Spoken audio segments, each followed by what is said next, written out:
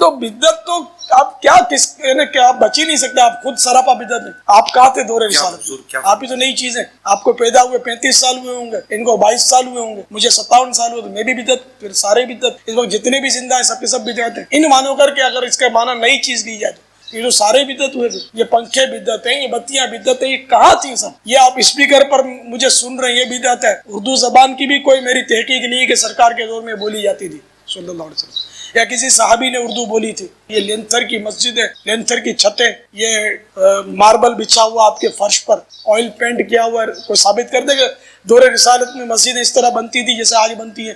کوئی گنبد ثابت کر دے مسجد کا کہ پہلے گنبد بنتا تھا اور یہ طاق نما محراب مسجد میں بنتے تھے، منارے بنتے تھے مسجد کے؟ کوئی ثابت کر دے؟ کبھی بھی نہیں ثابت کرے گا کہ بنتے نہیں.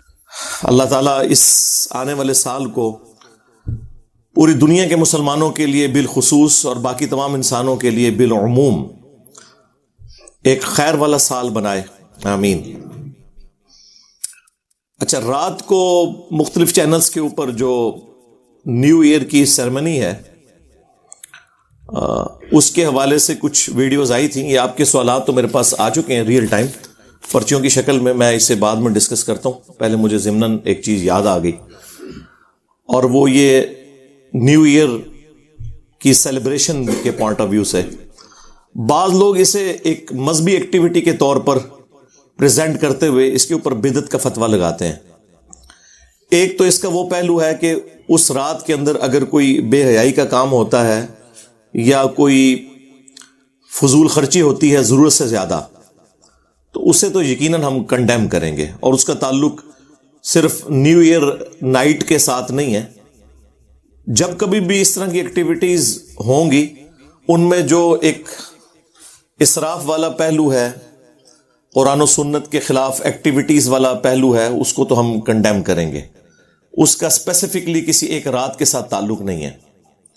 لیکن فی نفس ہی کسی کو نئے سال کے اوپر ایک میسج کر دینا ہیپی نیو ایئر کا، خواہ وہ آپ یکم محرم کو کر رہے ہوں یا یکم جنوری کو کر رہے ہوں، تو اس میں کوئی شرعی گرفت والا معاملہ نہیں ہے. یہ آپ کے سوشل ایشوز ہیں، ان کے اوپر شریعت نے کوئی قدغن نہیں لگائی ہوئی.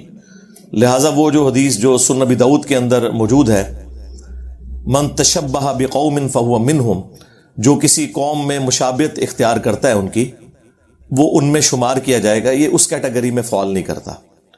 وہ اسپیسیفکلی ریلیجس ایکٹیویٹیز میں انوالومنٹ ہے. جس طرح آپ سمجھ لیں ہولی دیوالی کے موقع کے اوپر ان ایکٹیویٹیز کے اندر شامل ہونا، کرسمس کی ایکٹیویٹی کے اندر شامل ہونا، جو اسپیسیفکلی ایک شرک کے اوپر مبنی ایکٹیویٹی ہے. ظاہر ہے ہمارا تو عقیدہ نہیں ہے کہ حضرت عیسیٰ ابن مریم جو ہیں وہ نعوذ باللہ اللہ کے بیٹے ہیں، یا اللہ ہی نے عیسیٰ ابن مریم کا روپ دھارا ہوا ہے. تو اسلام چونکہ توحید کے معاملے میں سینسٹیو ہے، اور یقیناً اس پوری کائنات کا مقصد ہی توحید کی پہچان ہے، تو اس میں تو ہم کوئی کمپرومائز نہیں کریں گے. اسی طریقے سے اگر کوئی سکھوں والا کڑا پہن لیتا ہے یا کوئی ہندوؤں والا سندور اپنے ماتھے پہ لگا لیتا ہے، یہ ساری کی ساری ریلیجس ایکٹیویٹیز ہیں. یا گلے کے اندر سلیب کا لٹکا لینا، ایک ٹائی پہننا، ٹائی تو اس کیٹیگری میں فال نہیں کرتی. ظاہر ہے ٹائی تو ہندو بھی پہنتے ہیں، مسلمان بھی پہنتے ہیں، کرسچنز بھی پہنتے ہیں، جوز بھی، اور ایک ڈریس کے طور پر ہے. اگر یہ ریلیجس ایکٹیویٹی ہوتی تو ویٹیکن سٹی کے جو پوپ ہیں انہوں نے بھی ٹائی لگائی ہوتی، وہ سلیو ہی لٹکائی ہوئی ہوتی ہے. اسپیسیفکلی جو ریلیجس ایکٹیویٹی ہے کسی بھی مذہب کی، اس کو اڈاپٹ کرنا یہ اسلام کے اندر حرام ہے، بدعت ہے اور قابل گرفت ہے. اور اگر شرکی کیٹیگری میں کوئی چیز چلی جائے گی تو وہ تو بہت زیادہ پھر خطرناک معاملہ ہو جائے گا دنیا اور آخرت کے اعتبار سے. اللہ تعالیٰ اس طرح کی ایکٹیویٹیز سے تو ہمیں محفوظ رکھے، آمین. باقی یہ کسی کی برتھ ڈے کے اوپر کوئی میسج کر دینا اس کو، یا نیو ایئر کے شروع ہونے کے اوپر کوئی میسج کر دینا، تو یہ ریلیجس ایکٹیویٹی نہیں ہے. اس کو خام خواہ ریلیجن کے ساتھ جوڑنا یہ بڑی سخت زیادتی ہے. اور یہ کہنا کہ وہ لوگ کرتے ہیں اس لیے ریلیجس ایکٹیویٹی ہو گئی، تو وہ لوگ جن کی طرف آپ اشارہ کر رہے ہیں ان میں سے تو اکثر لوگ سیکولر ہیں، کئی ان میں سے ایتھیسٹ ہیں، ان کا مذہب سے کوئی لینا دینا نہیں ہے. اور اگر آپ اسی طریقے سے ریزیمبلنس بنانا شروع کر دیں گے پھر تو معاملہ خطرناک ہو جائے گا. پھر جو علماء یہ فتوے لگا رہے ہیں ان کے ہاتھوں میں جو 2-2, 3-3 لاکھ روپے کے سمارٹ فون ہیں، جن کو میں 76 موبائل کہتا ہوں پنجابی میں، اتنے بڑے بڑے، تو وہ بھی اسی کیٹیگری میں فال کر جائیں گے. جن گاڑیوں میں وہ گھومتے ہیں، دندناتے پھرتے ہیں، اور جو اسلحہ وہ یوز کرتے ہیں، باقی ساری چیزیں جو یوز کر رہے ہیں. ایون آج تو قرآن، بخاری، مسلم بھی ان پرنٹنگ پریس کے اوپر پرنٹ ہو رہا ہے جو اجمیر شریف والوں کا بنایا ہوا ہے اور بغداد شریف والوں کا. یقیناً ان کا نہیں بنایا ہوا، یہ بھی گوروں کا بنایا ہوا ہے. تو یہ اس کیٹیگری میں چیزیں فال نہیں کریں گی. بدعت کی ڈیفینیشن کو آپ سمجھ لیں. بدعت کی جو ڈیفینیشن ہے بخاری اور مسلم میں، اس میں واضح الفاظ ہیں، من احدث فی امرنا ھذا فہو رد. جس نے ہمارے امر میں، جو ہم نے دین کے طور پر تعلیم کیا ہے، اس میں کوئی چیز داخل کر دی، وہ مردود ہے. یہ الفاظ ہی بتا رہے ہیں. ایک ایکسٹریم کے اوپر اہل حدیث حضرات کا موقف ہے جو ہر معاملے میں بہت سینسٹیو ہوتے ہوئے بعض اوقات بدعت کے معاملے میں غلو کا شکار ہو جاتے ہیں، اور دوسری طرف ہمارے حنفی لوگ ہیں، خصوصاً بریلوی، دیوبندی اور اہل تشیع، یہ لوگ دوسری ایکسٹریم پہ چلے جاتے ہیں. حق درمیان میں ہے. بدعت کے معاملے میں بہت سینسٹیوٹی ہے، اس میں کوئی شک نہیں ہے. من احدث فی امرنا ھذا فہو رد. جس نے ہمارے دین کے اندر کوئی ایسی چیز داخل کر دی جو اس میں سے نہیں ہے، وہ مردود ہے. اور ایک اور حدیث ہے بخاری اور مسلم میں. صحیح بخاری میں وہ ابن مسعود سے موقوفاً ہے، اور مسلم شریف میں وہ پوری مرفوع روایت ہے. جابر بن عبداللہ سے امام باقر علیہ السلام نے روایت کیا ہے، اور امام باقر علیہ السلام سے امام جعفر نے روایت کیا ہے کہ نبی علیہ السلام جب کبھی بھی منبر پر خطبے کے لیے آتے تو آپ علیہ السلام فرماتے حمد و صلات کے بعد، اما بعد فإن خیر الحدیث کتاب اللہ وخیر الہدی ہدی محمد صلی اللہ علیہ وآلہ وسلم وشر الامور محدثاتها وکل محدثۃ بدعہ وکل بدعۃ ضلالہ وکل ضلالۃ فی النار. کچھ الفاظ جو ہے نا اس کے، وہ سنن ابی داؤد کے اندر اور جامعہ ترمذی میں ہے، کچھ سنن نسائی میں ہے. میجورٹی جو پورشن ہے وہ صحیح مسلم میں 2005 نمبر یہ حدیث ہے، اور موقوفاً ابن مسعود سے بخاری کے اندر بھی موجود ہے کہ نبی علیہ السلام نے فرمایا کہ آگاہ ہو جاؤ، سب سے بہترین کلام اللہ کی کتاب ہے، سب سے ہدایت یافتہ راستہ محمد صلی اللہ علیہ وآلہ وسلم کا ہے. بدترین کام وہ ہیں جو دین میں خود سے داخل کر دیے جائیں. ایسے جو کام ہے یہ بدعتیں ہیں. تمام بدعتیں گمراہیاں ہیں، اور تمام گمراہیاں جہنم میں لے جانے والی ہیں. اللہم اجرنا من النار. اب اس کی وجہ سے نبی علیہ السلام نے کیٹاگوریکلی ایک حق بات امت تک پہنچا دی. لوگ جو بات بات میں پوچھ رہے ہوتے ہیں کہ جی یہ منع کہاں ہے، یہ منع کہاں ہے، بھئی ایک جملے سے چیز منع ہو گئی. بخاری مسلم دونوں میں حدیث ہے، نبی علیہ السلام نے فرمایا کہ مجھے اللہ نے جوامع کلمات کے ساتھ مبعوث کیا ہے. یعنی بات میں مختصر کرتا ہوں اور مفہوم گہرا ہوتا ہے. اب یہ مختصر سی بات ہے کہ سب سے بہترین کلام اللہ کی کتاب ہے، سب سے ہدایت یافتہ راستہ محمد صلی اللہ علیہ وآلہ وسلم کا ہے. بس اتنی بات ہوتی نا تو آپ کے لیے پھر بھی کوئی گنجائش نہیں کر سکتی تھی کہ ہاں آپ کا بھی ہے لیکن وہ زیادہ بہترین ہے. لیکن ساتھ جو کہا نا وَشَرَّ الْأُمُورِ مُحْدَثَاتُهَا، اور بدترین کام وہ ہیں جو خود سے انوینٹ کر دیے جائیں، اور یہ کام بدعتیں ہیں، اور تمام بدعتیں گمراہیاں ہیں، اور تمام گمراہیاں جہنم میں لے جانے والی ہیں. تو اب اس کے بعد کوئی گنجائش نہیں رہے گی. خواہ کوئی نیکی کا کام بھی کرے وہ بدعت کی کیٹیگری میں فال کرے گا. مثال کے طور پر اگر کوئی شخص عید کی اذان دینا شروع کرتے تو کسی حدیث میں یہ مینشن نہیں ہوا کہ عید کی اذان منع ہے. صرف احادیث میں بخاری مسلم میں یہ آیا ہے کہ نبی علیہ السلام عید کے لیے اذان نہیں دلواتے تھے. لیکن آپ نے کہیں نہیں فرمایا کہ میں منع کرتا ہوں یا اذان دینا گناہ کا کام ہے. اذان تو بڑا نیکی کا کام ہے. بخاری مسلم دونوں میں حدیث ہے کہ اذان کی آواز سے شیطان کی ہوا خارج ہو جاتی ہے اور وہ وہاں سے بھاگ جاتا ہے کئی کلومیٹرز دور تک. تو عید کے موقع کے اوپر تو 2 اذانیں ہونی چاہیے کہ بعض لوگ تو صرف عید کے لیے مسجد میں آ رہے ہوتے ہیں، لیکن عید کے لیے اذان کوئی نہیں ہے. اذان نہیں ہے، اقامت بھی نہیں ہوتی، ڈائریکٹ نماز پڑھی جا رہی ہوتی ہے. کبھی کسی بریلوی نے، کسی دیوبندی نے، کسی شیعہ نے، کسی اہل حدیث نے اذان نہیں تھی. پوچھیں کیوں؟ وہ کہتے ہیں ثابت نہیں. لیکن بریلوی حضرات سے تو ہم پوچھیں گے، آپ کے نزدیک تو یہ ڈیفینیشن ہی نہیں. آپ کہتے ہیں جو بھی نیکی کا کام ہو، خواہ قبر پہ اذان دینا ہو، خواہ اذان سے پہلے درود و سلام پڑھنا ہو، وہ ہم نے کر لینا ہے کیونکہ نیکی کا کام ہے، اس کو کون منع کر سکتا ہے؟ تو آپ کی ڈیفینیشن میں تو یہ ہونا چاہیے، تو وہ کہیں گے نبی علیہ السلام سے ثابت نہیں۔ تو بس یہی ہماری ڈیفینیشن تھی کہ جو دین کے امر میں چیز ثابت نہیں ہے نا فَهُوَ رَدٌ، وہ مردود ہے۔ البتہ یہ یاد رکھیے گا، دین کو جو سپورٹیو چیزیں ہیں نا، دین کی ترویج کی خاطر اصلی دین اپنی جگہ ہوتے ہوئے ان چیزوں کو دین کی سپورٹ کے طور پر رکھنا، اس کا حکم ہے نبی علیہ السلام کی طرف سے۔ اور وہ چیز ہے جس کی وجہ سے لوگ دھوکہ دیتے ہیں کہ جی مسجد میں قالین بچھانا، مسجد میں ایئر کنڈیشن لگوانا، مسجدوں کے مینار بنانا، اس میں محراب رکھنا، سپیکر لگانا، یہ بھی تو نبی علیہ السلام کے زمانے میں نہیں ہوتا تھا۔ تو بدعت تو آپ کیا آپ بچ ہی نہیں سکتے، آپ خود سراپا بدعت ہیں۔ آپ کہاں تھے دور رسالت؟ آپ ہی تو نئی چیز ہے۔ آپ کو پیدا ہوئے 35 سال ہوئے ہوں گے، ان کو 22 سال ہوئے ہوں گے، مجھے 57 سال ہوئے، تو میں بھی بدعت، پھر سارے بدعت، اس وقت جتنے بھی زندہ ہیں سب کے سب بدعت ہیں۔ ان مانو کر کے اگر اس کا معنی نئی چیز دی جائے، یہ جو سارے بدعت ہوئے، یہ پنکھے بدعت ہیں، یہ بتیاں بدعت ہیں، یہ کہاں تھی سب؟ یہ آپ اسپیکر پر مجھے سن رہے ہیں، یہ بدعت ہے۔ اردو زبان کی بھی کوئی میری تحقیق نہیں ہے کہ سرکار کے دور میں بولی جاتی تھی صلی اللہ علیہ وسلم، یا کسی صحابی نے اردو بولی تھی۔ یہ لینتھر کی مسجد ہے، لینتھر کی چھتیں، یہ ماربل بچھا ہوا آپ کے فرش پر، آئل پینٹ کیا ہوا ہے، کوئی ثابت کر دے کہ دور رسالت میں مسجد اس طرح بنتی تھی جیسے آج بنتی ہے؟ کوئی گنبد ثابت کر دے مسجد کا کہ پہلے گنبد بنتا تھا اور یہ طاق نما محراب مسجد میں بنتے تھے، منارے بنتے تھے مسجد کے، کوئی ثابت کر دے؟ کبھی بھی نہیں ثابت کرے گا کہ بنتے نہیں تھے۔ اور بھائی کوئی شخص نماز پڑھتے ہوئے یہ نیت کرتا ہے کہ اوپر اس قالین کے، نیچے اس پنکھے کے، سامنے اس اے سی شریف کے، منہ طرف خانہ کعبہ شریف، اس کا دین سے کیا تعلق ہے؟ اگر حج کے اوپر ہم بائی ایئر ٹریول کرتے ہیں، اونٹ پہ سفر نہیں کرتے، گدھے پہ سفر نہیں کرتے، تو حج کی ایکٹیویٹیز تو وہی ہیں۔ ایون وہاں پہ بھی صفا مروہ کی اسی طریقے سے صحیح آپ نے کرنی ہے، خواہ ویل چیئر کے اوپر کر رہے ہو یا پیدل کر رہے ہو۔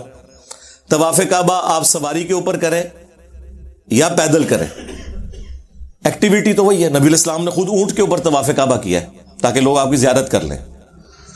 اور یہ بھی جھوٹ ہے کہ نبی علیہ السلام نے پیدل حج کیا ہے، آپ علیہ السلام نے سواری پہ حج کیا ہے۔ بھی خام لوگوں نے نا پیدل حج کیا جی، بڑا ثواب کا کام ہے، خود بھی مصیبت میں ڈالتے ہیں، ساتھ فیملی کو بھی عذاب میں ڈالتے ہیں۔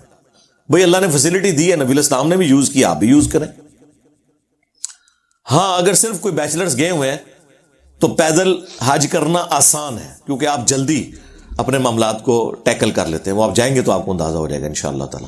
تو اصل ایکٹیویٹیز اپنی جگہ پہ ہیں، لہٰذا یہ بدعت کی کیٹیگری میں فال نہیں کرتی۔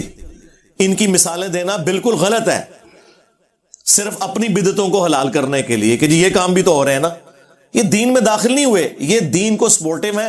اور اس کی اصل وہ حدیث ہے جو صحیح مسلم کے اندر ہے کہ نبی علیہ السلام کے پاس کچھ نیو مسلمز آئے اور کپڑے بھی پورے نہیں تھے ان کے جسموں پہ، بعض لوگ ننگے پاؤں تھے، بعض ننگے بدن تھے۔ نبی علیہ السلام کو ان کی حالت کے اوپر بڑا ترس آیا، آپ علیہ السلام نے نماز کے بعد مسجد کے صحن میں ممبر لگوایا اور ایک بلیغ خطبہ ارشاد فرمایا جس میں آپ نے انفاق فی سبیل اللہ کی ترغیب دلائی اور فرمایا کہ اپنے آپ کو جہنم کی آگ سے بچاؤ، خواہ ایک کھجور ہی صدقہ کر کے ہو۔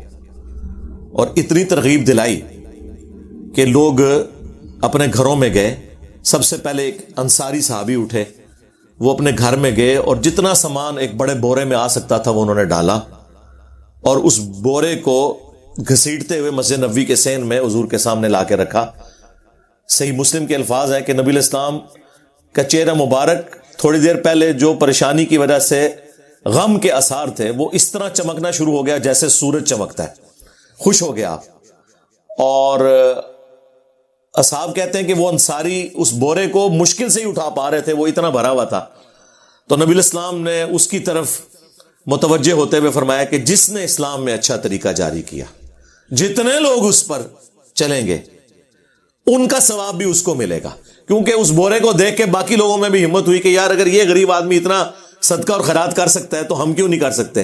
تو لوگ دیکھا دیکھی اٹھے اور اس طریقے سے مسجد نبوی کے اندر ڈھیر لگ گیا سامان کا۔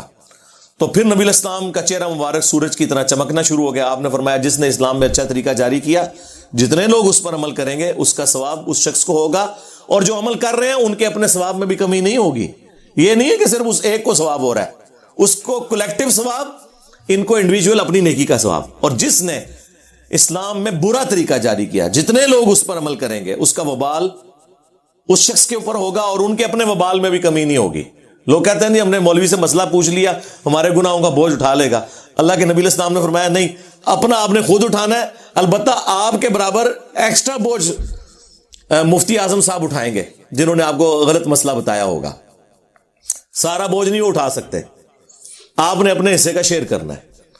تو اس میں الفاظ ہیں سنتن حسنتن, یا آپ اس کو اگر عربی لنگوسٹک کے پوائنٹ آف ویو سے دیکھیں گے تو سنتن حسنتن, سنتن سیئتن, اچھی سنت اور بری سنت.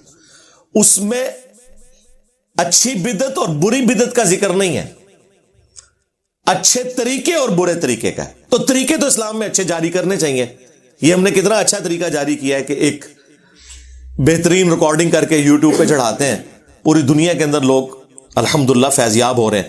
یہاں تو 250-300 لوگ سنتے ہیں, لیکن وہی ویڈیو جب یوٹیوب پہ اپلوڈ ہوتی ہے 24 گھنٹے کے اندر 1 لاکھ سے زیادہ لوگوں تک تو ڈائریکٹلی پہنچ جاتی ہے, انڈائریکٹلی تو ملینز آف پیپل تک پہنچتی ہے. تو یہ ایک اسلام میں اچھا طریقہ ہے. اسی طریقے سے امام بخاری, امام مسلم نے حدیث کی کتابیں جو لکھی, یہ کوئی حضرت ابوبکر, عمر, عثمان و علی رضی اللہ عنہم اجمعین وعلیہم السلام اجمعین نے تو کوئی اپنی حدیث کی کتابیں نہیں لکھی, لیکن انہوں نے 30 صدی ہجری کے اندر محسوس کیا کہ جو صحابہ کرام کا, اہل بیت کا جو دین کا جو ٹرانسفر کرنے والا موڈ ہے, اس کو ہم ریٹن فارم میں ایک جگہ سیو کر لیں. نبی اسلام کے زمانے میں بھی تھا انڈیویجول لیول کے اوپر. وہ صحیح بخاری میں آتا ہے کہ حضرت ابو ہریرہ کہتے ہیں کہ عبداللہ بن عمر بن عاص کے پاس مجھ سے زیادہ احادیث ہیں کیونکہ میں زبانی یاد رکھتا ہوں, اور وہ لکھ لیتے ہیں. اور یہ وہی عبداللہ بن عمر بن عاص ہیں جن کے بارے میں سنن نبی داؤد کے اندر اور مسند احمد میں حدیث موجود ہے کہ میں حضور کی ہر بات لکھ لیا کرتا تھا. پھر بعض اصحاب نے مجھے کہا کہ نبی الاسلام بھی تو انسان ہے, بعض اوقات غصے کی حالت میں ہوتے ہیں اور بعض اوقات خوشی کی حالت میں ہوتے ہیں, تم ہر بات نہ لکھا کرو.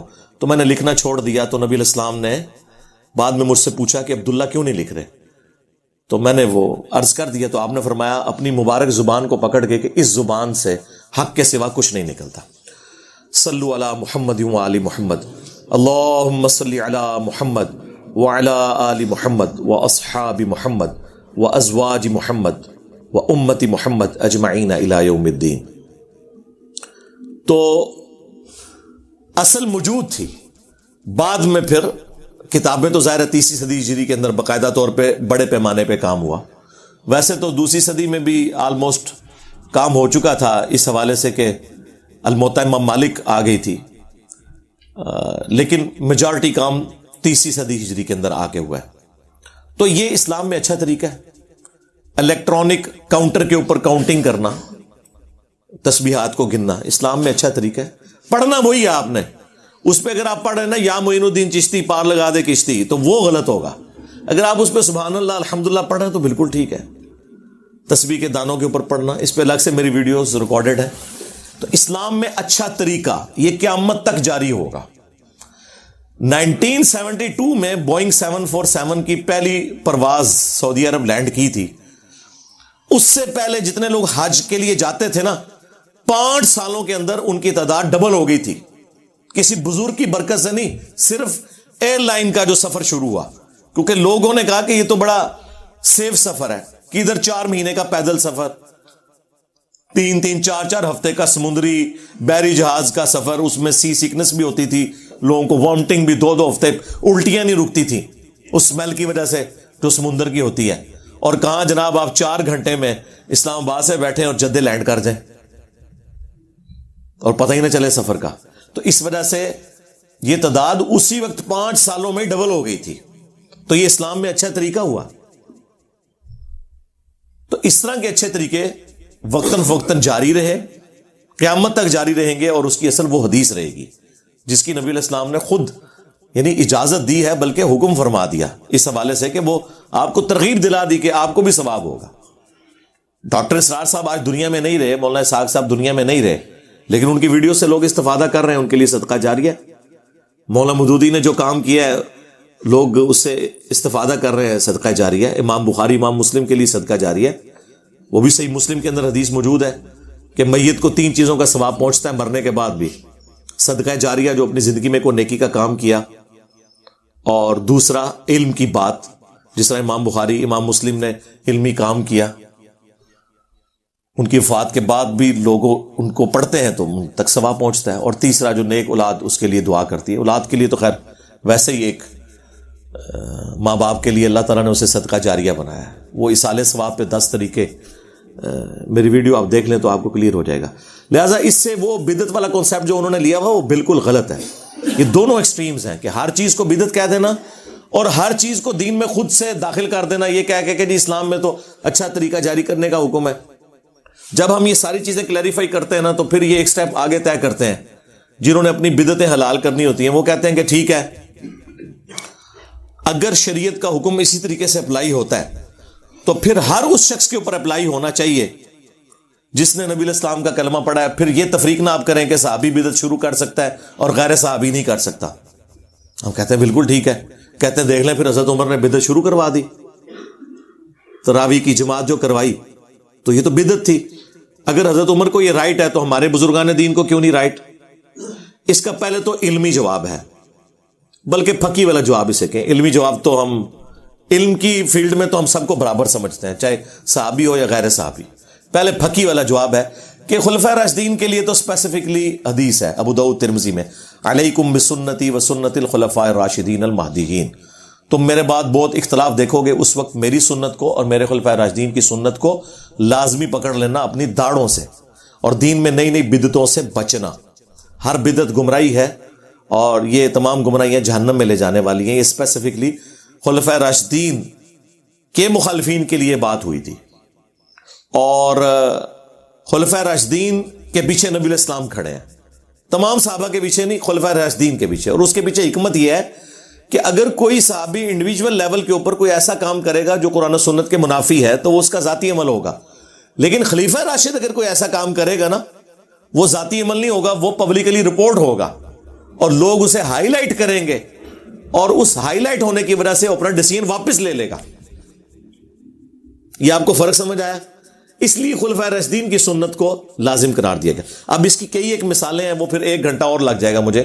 مسئلہ 197 میرا تقلید کے اوپر ریکارڈڈ ہے، اور مجھ پہ اماموں کی گستاخی کا فتویٰ لگایا گیا۔ اس میں میں نے پھر صحابہ کرام سے مثالیں دی ہیں کہ وہ بھی اپنی غلطیوں کے اوپر رجوع کرتے تھے۔ چلیں تبرکن آپ لے لیں، بخاری مسلم دونوں میں حدیث ہے کہ مسجد میں بیٹھ کے حسان ابن ثابت نعتیہ اشعار پڑھ رہے تھے تو حضرت عمر اپنے دور خلافت میں قریب سے گزرے اور انہوں نے صرف تیکھی نظروں سے ان کی طرف دیکھا۔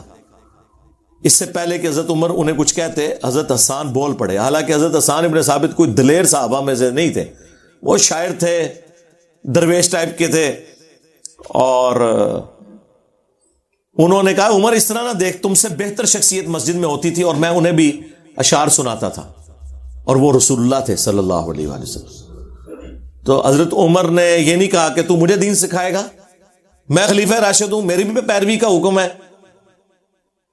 آپ نے فرمایا کہ اپنی اس بات کے اوپر گواہ لے کے آؤ۔ اس سے یہ بھی پتہ چل گیا کہ حضرت عمر کو یہ حدیث نہیں پتا تھی کہ نبی علیہ السلام نعتیہ اشعار سنتے تھے، تو اگر امام حنیفہ تک کوئی حدیث نہیں پہنچی تو کیڑی ٹینشن لینے دی لوڑ ہے تانوں۔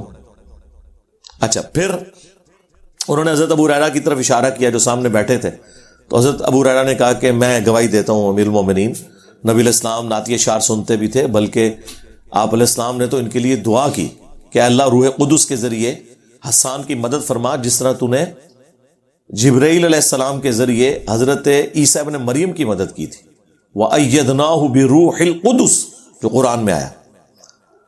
تو حضرت عمر فاروق خاموش ہو گئے رضی اللہ تعالیٰ عنہ، ایکسیپٹ کر لیا اور وہاں سے چلے گئے، اور یہ بھی ثابت ہو گیا اس سے کہ حضرت عمر حضرت ابو ہریرہ کو ایک سکہ راوی تصور کرتے تھے۔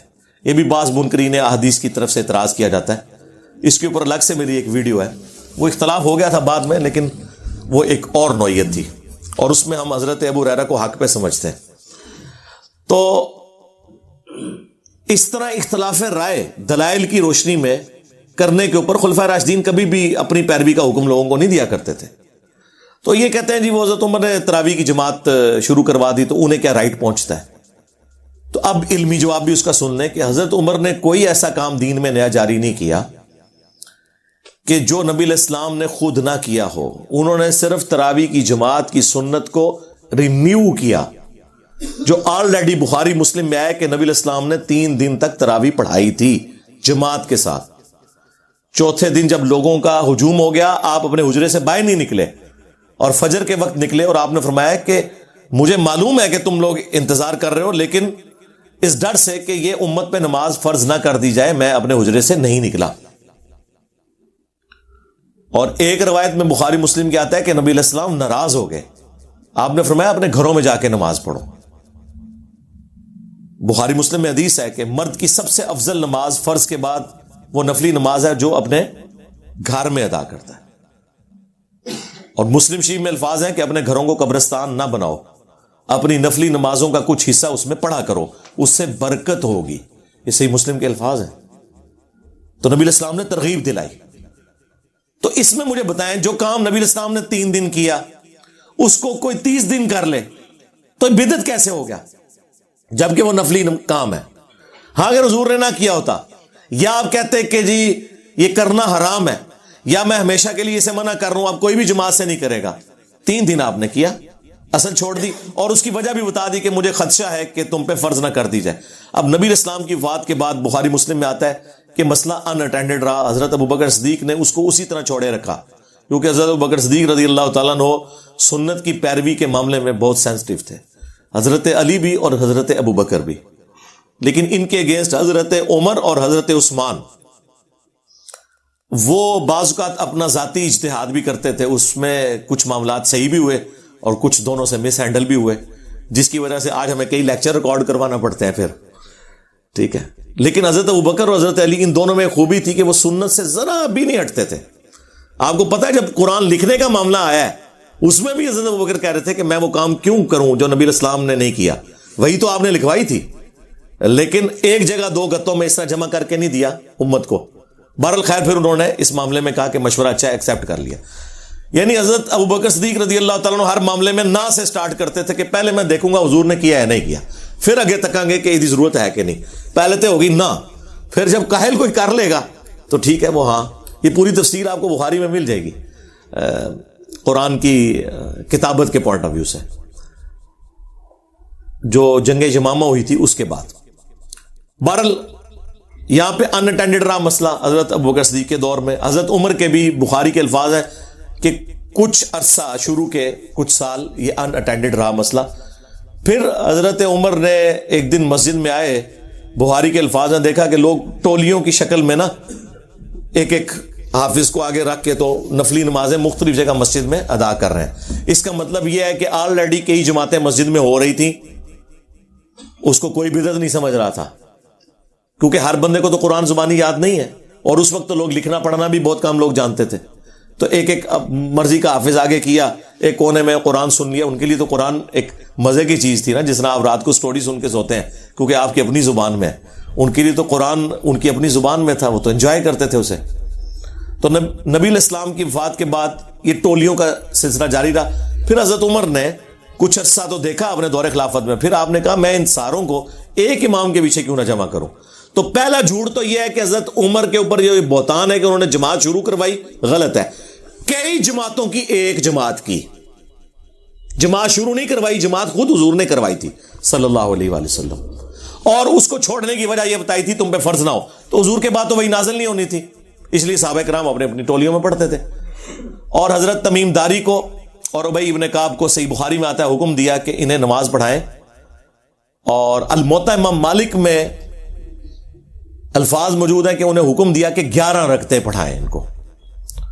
8 نوافل ہوتے تھے اور 3 وتر, 11 رکعتیں پڑھتے تھے. 20 والی روایت بھی الموطا امام مالک میں ہے, لیکن یزید بن رومان نے حضرت عمر فاروق کا زمانہ نہیں پایا, وہ منقطع روایت ہے. 11 والی روایت موجود ہے, الموطا امام مالک کے اندر بھی ہے اور مشکات کے اندر بھی انہوں نے نقل کی ہے یہ روایت. اس کے بعد پھر وہ تابعی کہتے ہیں, صحیح بخاری کے الفاظ ہیں کہ حضرت عمر ایک دن مسجد میں آئے اور لوگوں کو دیکھا کہ ایک امام کے پیچھے پڑھ رہے ہیں, تو بڑے خوش ہوئے اور انہوں نے الفاظ بولے نعم البدعۃ ھذہ, یہ کتنی اچھی بدعت ہے. یہاں بدعت سے مراد دین میں نیا کام نہیں تھا, ورنہ جب وہ یہ بول رہے تھے تو لوگ کہتے کہ حضرت اچھی بدعت کون سی ہوتی ہے. وہ ان کو پتا تھا کہ میں بدعت کن معنوں میں کہہ رہا ہوں. ایک سنت جو 3 دن تک تھی اسے رینیو کیا، پلس مختلف ٹولیوں والے اماموں کو ایک امام ان کے اوپر مقرر کیا ایک دین میں. یہ آپ سمجھ لیں یہ انہی معنوں میں تھی سنتن حسنتن. لیکن بدعت کا جو کہ لفظ انہوں نے یوز کیا اس سے لوگوں نے پلی لے لی کہ جی دین میں اچھی بدعت جاری کر سکتے ہیں. ہم کہتے ہیں ٹھیک ہے آپ بدعت کا لفظ بھی بول لیں، ہمیں کوئی اعتراض نہیں، لیکن کام آپ نے وہ کرنا ہے جو حضور نے خود کیا ہو. کرو جتنی مرضی بدعت کرو، لیکن اس کی اصل دین میں موجود ہو. یعنی نبی علیہ السلام نے کبھی سفید پگڑی باندھی، کبھی کالی باندھی، کبھی آپ نے ٹوپی بھی پہنی، کبھی سرخ چادر بھی رکھ لی. ایک بندہ پوری زندگی سفید پگڑی باندھتا ہے، ہم اسے نہیں کہیں گے تم جو ہے وہ گناہ گار ہو، اصل موجود ہے باندھو. ایک صرف کالی باندھتا ہے، کوئی اعتراض نہیں، کرو. نبی علیہ السلام نے ہمیشہ سفید کپڑے نہیں پہنے، آپ نے سبز بھی پہنے، آپ نے سرخ بھی پہنے، آپ نے کالے بھی پہنے. میری پوری تفصیلی ویڈیو ہے اس کے اوپر. لیکن ایک بندہ ہمیشہ ہی سفید کپڑے پہنتا ہے، ٹھیک ہے ہم اسے کہہ دیں گے اچھی بدعت ہے، کرو. لیکن یہ بدعت اس لیے نہیں ہوگی کہ وہ ایک سنت ہے. ہاں اس اعتبار سے بدعت ہے کہ حضور نے ہمیشہ سفید نہیں پہنے تھے، آپ نے مختلف رنگوں کے پہنے ہیں، تو آپ ٹھیک ہے یہ کریں، ان معنوں میں کریں آپ جتنا مرضی، لیکن آپ اس کی اصل تو دیکھیں. میں اکثر کہتا ہوں ہمارا مقدمہ آپ انٹرنیشنل کورٹ میں لے جائیں، گورا بھی ہماری بات کو سمجھ لے گا. تم لوگوں نے اس لیے نہیں سمجھنا کہ تمہارے بابے تمہیں غلط دین بتا گئے، تمہیں یہ نظر آتا ہے کہ اب اس کی بات سنیں گے تو بابوں کا کیا بنے گا. بھائی بابوں کو چھوڑو، اپنی آخرت کی فکر کرو اور اپنا رشتہ اس شخص کے ساتھ مضبوط کرو جس کی قبر مدینے میں ہے. صلو علی محمد وآل محمد، اللہم صلی علی محمد وعلی آل محمد واصحاب محمد وازواج محمد اجمعین الی یوم الدین. اب اس غم میں اب زندگی گزارو گے تو یہ تو مسئلہ حل ہو گیا. پھر وہ کہتے ہیں جی حضرت عثمان نے بھی جمعے کی 2 اذانیں شروع کروا دی تھی. یہ اس سے بڑا جھوٹ ہے. جی بخاری میں لکھا ہے، سرکار کاش بخاری آپ نے خود پڑھی ہوتی، حضرت عثمان نے کوئی دوسری اذان شروع نہیں کروائی. وہ ایک ہی اذان تھی، 2 مختلف جگہ پہ ہوتی تھی. آج اگر ایک شہر کے اندر 10 اذانیں ہو رہی ہیں زور کی تو ہم انہیں 10 گنیں گے یا ایک زور کی اذان گن رہے ہیں؟ ایک ہے، 10 جگہوں پہ ہو رہی ہے. ہاں ایک مسجد کے اندر اگر ہو رہی ہوں پھر ہم کہیں گے تو حضرت عثمان نے ایک مسجد میں تو 2 اذانیں شروع بھی نہیں کروائی. بخاری کے الفاظ ہیں کہ جب مسجد میں لوگوں کا رش بڑھ گیا تو حضرت عثمان غنی رضی اللہ تعالیٰ عنہ نے بازار میں ایک اذان پیرلل میں شروع کروائی تاکہ لوگوں کو پتا چل جائے کہ مسجد میں آنا ہے جمعے کی نماز کے لیے. پیرلل میں شروع کروائی کیونکہ سپیکر نہیں تھا اور نہ شیخ عبد القادر جیلانی تھے کہ ایتھے بہ کے سنن تھے. وہ غار جو معین الدین چشتی نے سن لیا جی، خراسان کے وہ پہاڑوں میں عبادت کر رہے تھے، انہوں نے کہا کہ آپ کا جو پاؤں مبارک میری آنکھوں میں ہے. وہ حضرت عبد القادر جیلانی دی جعلی آواز انورٹڈ کاماز میں جو انہوں نے منسوب کیا وہ پہنچ سکتی ہے. حضرت عثمان کی صحابہ کی آوازیں جو ہے نا وہ مسجد سے باہر بھی نہیں لوگوں تک پہنچتی تھی. تو انہوں نے کہا کہ لوگوں کو آواز نہیں جاتی تو پیرلل میں انہوں نے ایک اذان شروع کروائی تاکہ ان کو پتا چل جائے، جس کا ایکویلنٹ آج کل سپیکر ہے. سپیکر کی آواز بازار میں پہنچ جاتی ہے، کوئی ضرورت نہیں. اور اگر آپ نے 2 اذانیں دینی ہے ضرور دیں، مسجد کے اندر نہ دیں، وہ بدعت ہے. ٹھیک ہے دیں آپ 2 نہیں، میں کہتا ہوں آپ 50 اذانیں شروع کریں، ہر گلی میں ایک مؤذن کھڑا کریں، سپیکر اپنے اتارو، جان چھوٹے ہماری بھی ان آوازوں سے، پیرلل میں شروع کرو. لیکن مسجد میں ایک اذان جس طرح اہل حدیث دیتے ہیں یہ بالکل سنت کے مطابق ہے. علماء عرب نے بھی جو مسجد کے اندر 2 اذانیں شروع کی ہیں ہمارے نزدیک وہ بدعت ہے. مسجد میں دوسری اذان نہیں ہوگی، مسجد میں ایک ہی اذان ہوگی. لہٰذا یہ سعودی عرب کی مثالیں دینا وہاں بھی ہوتا ہے جی، حرمین میں 20 تراویحیں ہوتی ہیں، وہ بھی ایک الگ ہے کہ وہ انہوں نے کیا کام شروع کیا ہے ادھر 10-10 کر کے. حرمین میں صرف یہ 2-3 باتیں انہیں نظر آ رہی ہیں. حرمین کی اونچی آمین انہیں نظر نہیں آ رہی، حرمین میں امام کعبہ کا اور مسجد نبوی کے امام کا رفع الیدین کرنا انہیں نظر نہیں آ رہا، مسجد نبوی کے امام کا سورہ فاتحہ پڑھنے کے لیے جہری نمازوں میں سکتہ دینا نہ انہیں نظر آ رہا ہے نہ اہل حدیثوں کو نظر آ رہا ہے. اپنی حرمین کا اس دین سے کوئی لینا دینا نہیں ہے. دین وہ ہے جو کتابوں میں. یہی تو ہم عرض کر رہے ہیں کہ مرنے سے پہلے اے مسلمان کر لے اس پہ غور، کتابوں کا خدا اور ہے، بابوں کا خدا اور. اگرچہ بابے بھی اسی خدا کو مانتے ہیں لیکن ہم نے دیکھنا ہے کتابوں میں دین کیا ہے. بابے تو ہر ایک اپنا اپنا سلسلہ شروع کر کے چلے گئے. تو حضرت عثمان غنی رضی اللہ تعالیٰ عنہ نے کوئی دوسری اذان شروع نہیں کروائی، وہ ایک ہی اذان تھی. اچھا اس میں بخاری میں تیسری اذان کا لفظ ہے. وہ اقامت کو بھی اصل میں اذان گنا جاتا تھا. تو وہ اس لیے کسی کو پڑھتے ہوئے ہو سکتا ہے کنفیوژن ہو جائے. وہ 2 سے مراد ایک اذان اور اقامت وہ چھوٹی اذان ہوتی ہے, تو وہ تیسری اذان کا اضافہ کیا.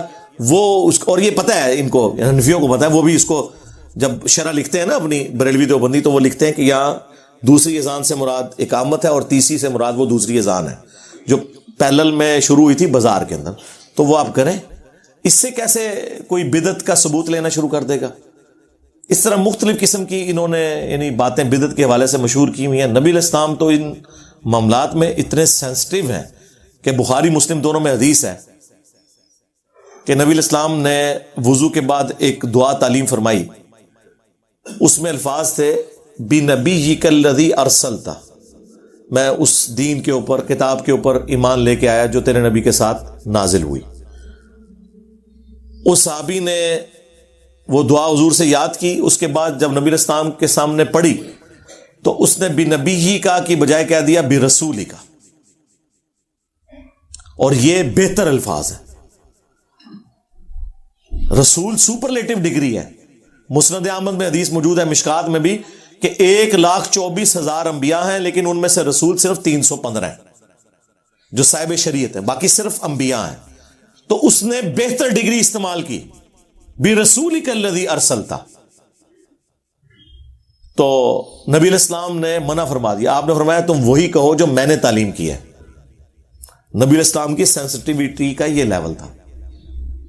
وہ کہتے ہیں نہیں, وہ بخاری مسلم میں ایک صحابی نے حضور کے پیچھے حمدن کثیرن طیبا مبارکن فی پڑھ دیا تھا خود سے ہی, اور نبی علیہ السلام نے اسے انڈورس کر دیا. جی بالکل. تو کہتے ہیں اس سے ثابت ہوا کہ آپ دین میں چیز داخل کر سکتے ہیں. نہیں سرکار, کیسے ثابت ہو گیا؟ جب اس صحابی نے یہ پڑھا اور وہ 30 سے زیادہ فرشتے اس کا ثواب لکھنے کے لیے جھپٹ رہے تھے, تو نبی علیہ السلام کو اللہ نے یہ منظر دکھا دیا اور نبی علیہ السلام نے اپنی مہر لگا دی کہ اس کا یہ ثواب ہے. آج کون مہر لگائے گا؟ اس زمانے میں تو بہت کچھ ہوا. ابو داؤد میں حدیث ہے کہ ایک صحابی کو خواب میں اذان کے الفاظ سکھائے گئے اور صحابہ مشورہ کر رہے ہیں آپس میں کہ لوگوں کو مسجد میں بلانے کے لیے کیا کیا ایکٹیویٹیز کی جائیں. کسی نے کہا کہ وہ جس طرح گھنٹی مارتے ہیں یہ کلیسا والے وہ کیا جائے. کسی نے کہا کوئی, تو ایک صحابی نے کہا یا رسول اللہ میں نے یہ خواب دیکھا ہے. نبی علیہ السلام نے اس کو انڈورس کر دیا. اب وہ ایک صحابی کو خواب آیا, نبی علیہ السلام نے اسے انڈورس کر دیا, وہ دین کا حصہ بن گیا. آج کون کرے گا اسے ویریفائی؟ لہذا حضور کی زندگی میں اگر آپ علیہ السلام نے کسی کام کو یہ کیا تو کسی سے منع بھی تو فرمایا, بِرَسُولِكَ الَّذِي أَرْسَلْتَ. آپ نے کہا وہی پڑھو جو میں نے کہا. اور اس پر ترا اس حوالے سے کہ جامعہ ترمذی میں حدیث ہے, یہ مشکات میں موجود ہے, ایک شخص کو چھینک آئی اور اس نے عبداللہ ابن عمر کے سامنے پڑھا الحمدللہ والسلام علی رسول اللہ, اللہ کی حمد ہے اور سلام ہو رسول اللہ پر صلی اللہ علیہ وسلم. دروشی بھی پڑھا, کوئی گناہ کا کام نہیں کیا. آپ نے فرمایا میں بھی کہتا ہوں الحمدللہ والسلام علی رسول اللہ, یعنی مراد یہ کہ ان دونوں چیزوں کا میں قائل ہوں. یعنی چھینک کے اوپر نہیں میں کہتا, ویسے ہم پڑھنے کے قائل ہیں. بالکل اللہ کی حمد بھی کرتے ہیں, درود بھی ہم پڑھتے ہیں. یہ بیسیکلی انہوں نے کہا 295 سینل آ رہی میرے تھے, میں بھی قائل ہوں اس کا. لیکن چھینک کے جواب میں نبی علیہ السلام نے ہمیں یہ تعلیم نہیں فرمایا سوائے اس کے کہ الحمدللہ یا الحمدللہ علی کل حال. اس نے نہیں آگے سے کہا کہ جناب آپ درود شریف کے منکر ہیں. یہاں ہم لوگوں کو کہتے ہیں نا اذان سے پہلے درود, وہ کہتے ہیں آپ درود کو نہیں مانتے. بھائی درود کو کون نہیں مانتا؟ تو پھر ٹھیک ہے, ٹوائلٹ میں جاتے وقت بھی دعا سے پہلے درود پڑھا کرو. مسجد میں جاتے وقت تو ہے نا بسم اللہ والسلام علی رسول اللہ, وہ تو ثابت ہے. سنن ابن ماجہ کے اندر حدیث موجود ہے, مشکات کے اندر بھی موجود ہے, وہ آپ ضرور کریں. لیکن ٹوائلٹ میں جاتے وقت ملا لو ساتھ, وہ کہیں گے ثابت نہیں ہے. تو یہ تو ہم کہہ رہے ہیں. ہاں اذان کے بعد درود شریف ہے, وہ بھی سپیکر میں نہیں, اذان سے الگ. وہ مسلم شریف میں حدیث ہے جس نے اذان کا جواب دیا, یعنی وہی کلمات ریپیٹ کیے مؤذن والے, اور حی علی الصلاۃ حی علی الفلاح پہ لا حول ولا قوت الا باللہ پڑھا, اور اس کے بعد الوسیلہ والی دعا پڑھی, مجھ پر درود شریف پڑھا اور الوسیلہ والی دعا پڑھی. اور یہ والا حصہ تو بخاری میں بھی ہے اس کا. اس پہ قیامت کے دن میری شفاعت حلال ہو جائے گی. اللہم جعلنا منہم, اللہم صلی علی محمد وعلی آل محمد. تو اذان کے بعد آپ درود شریف ضرور پڑھیں, کوئی مسئلہ نہیں ہے, لیکن اذان سے پہلے نہ پڑھیں اور اس کو اذان سے الگ کر کے پڑھیں. اور سپیکر میں پڑھنا ضروری نہیں ہے. اور جب لوڈ شیڈنگ ہوتی ہے, بجلی نہیں ہوتی, تو یہ بغیر درود کے اذان پڑھ دیتے ہیں, کیونکہ وہ درود انہوں نے اپنی مخالف پارٹی کو سنانا ہوتا ہے. تو جب اب میں بال بناؤں کس کے لیے, تو وہ اوپر یہی سوچ رہے ہوتے ہیں کہ بھئی اب تو سنانا تو ہے ہی نہیں کسی کو, تو ٹھیک ہے. یہ ہم خود بریلوی رہے, ہمیں پتا ہے کہ جب کبھی بھی لوڈ شیڈنگ میں اذان ہوتی تھی نا, کوئی درود شریف نہیں پڑھا جاتا تھا, ڈائریکٹ اذان ہوتی تھی. وہ تو سنا کسی اور کو رہے ہوتے تھے. اس لیے آپ دیکھیں ہمارے جو استاد غلام مسعود سعیدی صاحب رحمہ اللہ, اللہ تعالیٰ ان کی غلطیوں سے درگزر فرمائے, نیک کاموں کا اجر دے, بہت بڑے بریلوی عالم تھے, محدث تھے, مفتی منیب الرحمان صاحب کے مدرسے میں اپنی وفات تک شیخ الحدیث رہے ہیں. میری ان سے 2 بار ملاقات ہوئی ہے. تو انہوں نے اپنی شرح صحیح مسلم کے اندر ریٹن میں باقاعدہ اس چیز کو کرٹیسائز کیا ہے کہ جو اذان کے ساتھ درود شریف جوڑ لیا ہے. وہ کہتے ہیں حضرت بلال ہم سے زیادہ عاشق رسول تھے, تو وہ یہ کام نہیں کرتے تھے کہ اذان سے پہلے درود شریف, لہٰذا یہ آپ کسی کو گالی نہ دیا کرے کہ بھئی یہ عشق رسول کا تقاضا ہے, تو حضرت بلال نے پھر کیوں نہیں کیا. یعنی وہی بات جو ہم سمجھانے کے لیے کرتے تھے, وہ ان کے اپنے عالم نے بھی یہ بات لکھی ہوئی ہے. تو الحمدللہ یہ دین بالکل واضح ہے اپنی تعلیمات کے اعتبار سے. جو کوئی اس میں اپنا کوئی لچ فرائی کرنے کی کوشش کرے گا وہ پکڑا جائے گا. اب یہ ٹاپک بہت بڑا ٹاپک ہے بدعت کے حوالے سے. یہ تو میں یعنی فی البدی 2-3 گھنٹے اور بولتا رہوں نا تو یہ ختم نہیں ہوگا, میں اگر مثالیں دینی شروع کروں احادیث سے. اسی لیے میں نے آج سے آلموسٹ کوئی 10 سال پہلے ایک ویڈیو ریکارڈ کروا دی تھی, مسئلہ 75A اور 75B, 5 گھنٹوں میں بدعت کے اوپر 2 نشستوں کے اندر. 75A مسئلہ اور 75B مسئلہ, وہ آپ دیکھیں تو آپ کو ایک ایک چیز, جتنے انہوں نے چھوٹے چھوٹے کو چوہے چھوڑے ہوئے میں نے سارے اس میں کور کیے. فی الوقت نٹ شیل میں, چونکہ میں وہ نیو ایئر نائٹ کے پوائنٹ آف ویو سے یا ہیپی نیو ایئر کے پوائنٹ آف ویو سے اور بدعت کی ڈیفینیشن کے پوائنٹ آف ویو سے چونکہ بول رہا تھا, اس لیے میں نے کہا کہ چلیں ریکال کر دیں وہ چیزیں. صلو علی محمد و آل محمد, اللہم صلی علی محمد و علی آل محمد و اصحاب محمد و ازواج محمد و امت محمد اجمعین الی یوم الدین.